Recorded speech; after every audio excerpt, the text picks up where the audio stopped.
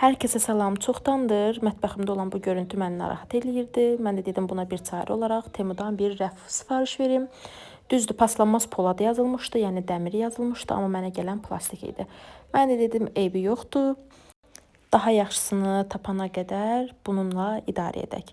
Deməli, yapışqanı yapışdıracağınız yeri birinci nəm əski ilə, sonra isə quru əski ilə yaxşı-yaxşı silirik. Sonra internetdə görmüşdüm, yazılmışdı ki, yapışqanı yapışdırdığınızda onu isidəndə daha güclü və daha bərk yapışır. Mən dedim, məndən nə gedir ki, bir dəfə yoxluyum, faydasını görərəmsə paylaşaram, hər kəs yararlanar. Faydasını gördüm, hər kəsə tövsiyə eləyirəm. Həqiqətən çox yaxşı yapışır, çox bərk yapışır. Videoda da açıq-aşkar bunu görə bilərsiniz. Mən yapışdıranda səhər idi, artıq axşamdır. Üstündə ağırlıq olmağına baxmayaraq hələ də qopmayıb. İndi sabah nə olar bilmirəm, sizlərlə bölüşərəm yenə də.